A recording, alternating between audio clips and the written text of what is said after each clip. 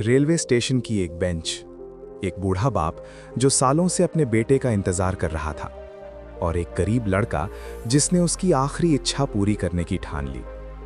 लेकिन जब सच्चाई सामने आई तो सबकी आंखों में आंसू थे। दोस्तों, इस कहानी को पूरा जरूर सुनिए।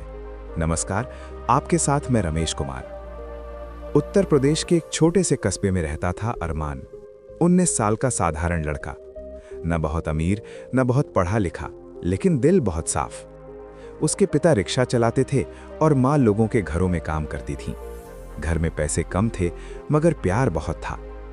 अरमान का एक ही सपना था, एक दिन मैं इतना कमाऊंगा कि माँ पापा को आराम दूंगा। लेकिन जिंदगी हमेशा सीधी नहीं चलती। इंसान सोचता कुछ और है और होता कुछ और है। एक दिन अरमान को शहर में नौकरी मिल गई, रेलवे स्टेशन के पास एक छोटी सी चाय की दुकान पर।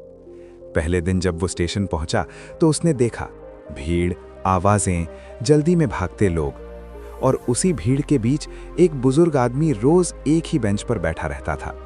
सफेद दाढ़ी, फटी हुई शर्ट और आंखों में अजीब सी उम्मीद। अरमान ने चाय देते हुए पूछा, बाबा, आप रोज यहां बैठते हो?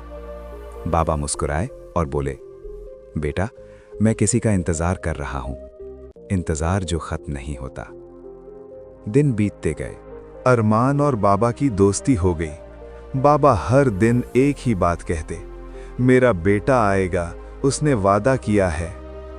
लेकिन हफ्ते महीनों में बदल गए, कोई नहीं आया। आंखें पथरासी गईं।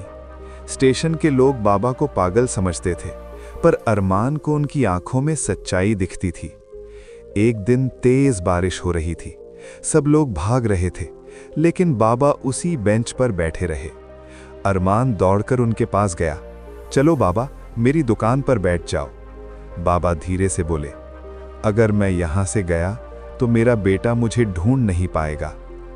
उस दिन अरमान की आंखें भर आईं। कुछ दिनों बाद बाबा बीमार पड़ गए। अरमान उन्हें अस्पताल ले गया। डॉक्टर ने कहा, इनकी हालत ठीक नहीं, शायद ज्यादा समय नहीं है। रात में बाबा ने अरमान को एक पुरानी चिट्ठी दी और बोले, अगर मेरा बेटा आए तो उसे दे देना। बाबा की आंखों में आंसू थे और आवाज कांप रही थी। अगली सुबह बाबा शांत हो चुके थे। स्टेशन की वही बेंच अब खाली थी। लोगों ने कहा, छोड़ दे, किसे ढूंढेगा। लेकिन अरमान को लगा, अगर मैं भी हार गया तो बाबा का इंतजार बेकार हो जाएगा। उसने चिट्ठी खोली। उसमें एक पुराना पता और एक नाम था, रोहित। अरमान ने अपनी बचत से टिकट खरीदी और उस पते की तलाश में निकल पड़ा। सच्चाई जो दिल तोड़ दे। कई घंटे ढूंढने के बाद उसे एक बड़ा घर मिला। दरवाजा खटखटाया। अंदर से आवाज आई, दरवाजा खुला है, अंदर आ जाओ। दरवाजा खुला एक अमीर सा दिखने वाले आदमी ने। अरमान ने पूछा, क्या आप रोहित हैं? आदमी चौंक गया। जब अरमान ने बाबा की फोटो दिखाई तो रोहित की आंखें झुक गईं। धीरे से बोला, वो मेरे पिता थे, मैंने उन्हें सालों पहले छोड़ दिया।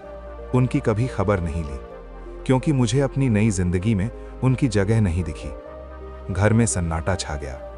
अरमान ने चिट्ठी दी। रोहित कांपते हाथों से लिफाफा खोला और पढ़ने लगा, बेटा, मैं नाराज नहीं हूं, बस एक बार मिलना चाहता हूं, ताकि तुम्हें आखिरी बार गले लगा सकूं। रोहित जमीन पर बैठ गया और फूट फूट कर रोने लगा। लेकिन अब बहुत देर हो चुकी थी। रोहित अगले दिन अरमान के साथ स्टेशन आया। वही बेंच, वही जगह जहां बाबा रोज बैठते थे। रोहित ने बेंच को छुआ और धीरे से कहा, पापा, काश मैं समय पर आ जाता। उस दिन के बाद रोहित ने अपनी जिंदगी बदल दी। उसने स्टेशन पर एक छोटा सा विश्राम गृह बनवाया, जहां कोई भी बुजुर्ग अकेला महसूस ना करे। और अरमान, वो अब उस जगह का मैनेजर है और हर नए बुजुर्ग को चाय देते हुए मुस्कुराकर कहता है, यहां कोई अकेला नहीं है। कहानी का संदेश, कभी कभी हम जिन लोगों को सबसे ज्यादा प्यार करते हैं, उन्हीं को सबसे ज्यादा इंतजार कराते हैं। लेकिन याद रखना, समय वापस नहीं आता और कुछ स्टेशन हमेशा के लिए आखिरी बन जाते हैं। दोस्तों, ये कहानी आपको कैसी लगी, हमें कमेंट में जरूर बताना। और हाँ, हमसे जुड़ने के लिए चैनल को सब्सक्राइब जरूर करें।